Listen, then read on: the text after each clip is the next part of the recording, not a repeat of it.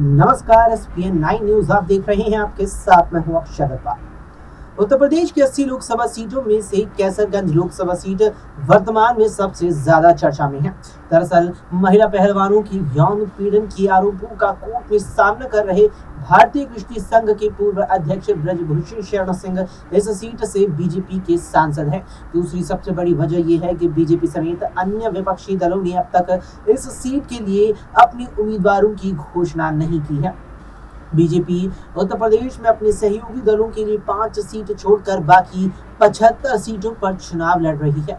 73 सीटों पर बीजेपी प्रत्याशियों की घोषणा कर चुकी है, लेकिन रायबरेली और कैसरगंज सीट के लिए प्रत्याशियों की घोषणा पार्टी आलाकमान ने अब तक नहीं की है। कैसरगंज लोकसभा सीट से प्रत्याशी की घोषणा करने में बीजेपी का आलाकमान देरी क्यों कर रहा है, इसे लेकर अलग अलग तरह के दावे किए जा रहे हैं।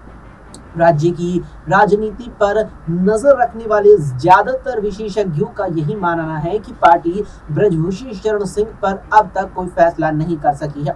वरिष्ठ पत्रकार नवलकांत सिन्हा कहते हैं कि महिला पहलवानों की यौन उत्पीड़न का आरोप झेल रहे ब्रजभूषण शरण सिंह की छवि को ही न केवल नुकसान पहुंचा है, बल्कि इसके चलते बीजेपी को भी बैकफुट पर रहना पड़ा था। क्योंकि बीजेपी की रणनीति हर सीट को जीतने की है, इसीलिए बीजेपी कहीं न कहीं उत्तर प्रदेश में पहले और दूसरे चरण के चुनाव के बीच जाने का इंतजार कर रही थी, क्योंकि इन्हीं 2 चरणों में जाट बहुल्य क्षेत्रों में चुनाव था, जहां पर पार्टी को नुकसान होने की आशंका थी।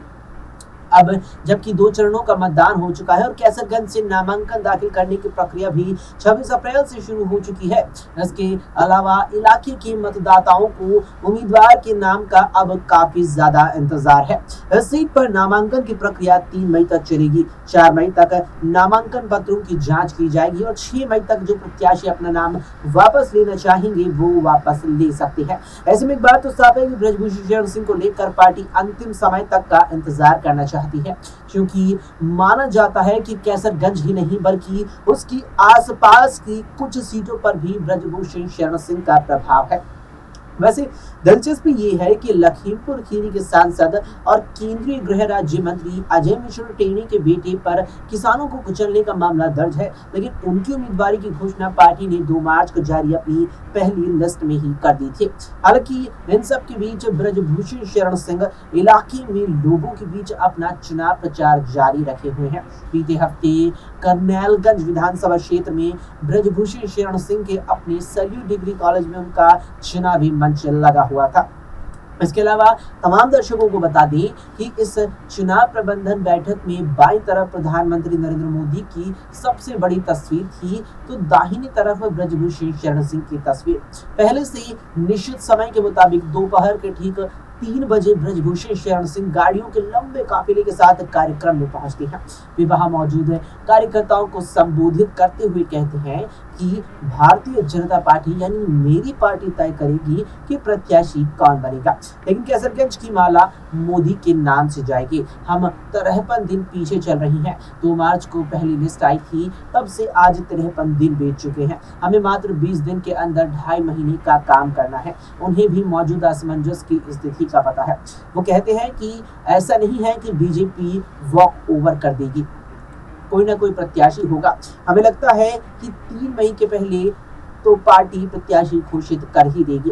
प्रत्याशी को लेकर बड़ी जिज्ञासा है आप लोगों के अंदर। हम इतना जरूर कहेंगे कि प्रत्याशी का नाम जब आप लोग सुनेंगे तो खुश हो जाएंगे। और जहां तक मेरा सवाल है, होइए सो राम जो राम रची राखा, रामचरितमानस की एक दोहाई का अंश है।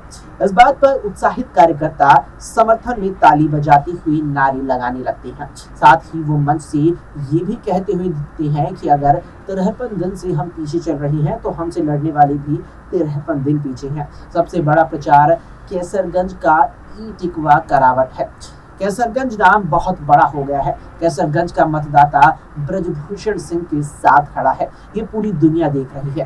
कार्यक्रम में मौजूद ब्रजभूषण शरण सिंह के समर्थक मैन बहादुर सिंह अब टिकट नहीं मिलने के सवाल पर कहते हैं कि देरी क्यों हो रही है ये तो हमें नहीं पता, लेकिन टिकट सांसद जी को ही मिलेगा। न मिलने का तो सवाल ही नहीं है। ये हो सकता है कि सांसद जी के परिवार से किसी को टिकट दे दिया जाए, लेकिन टिकट तो इन्हीं के पास रहने वाला है। दरअसल तमाम दर्शकों को ये भी बताते चले इस खास पेशकश के दौरान कि कैसरगंज के सीट के उम्मीदवार की अब तक घोषणा नहीं होने से ये कयास भी लगाए जा रहे हैं कि इस सीट से ब्रजभूषण शरण सिंह के बड़े बेटे या फिर उनकी पत्नी कैतिकी सिंह को टिकट भारतीय जनता पार्टी इन आम चुनावों में दे सकती है। कैसरगंज कस्बे में हमारी मुलाकात गोढ़िया गांव के निवासी और 55 साल के सुंदरलाल यादव से हुई।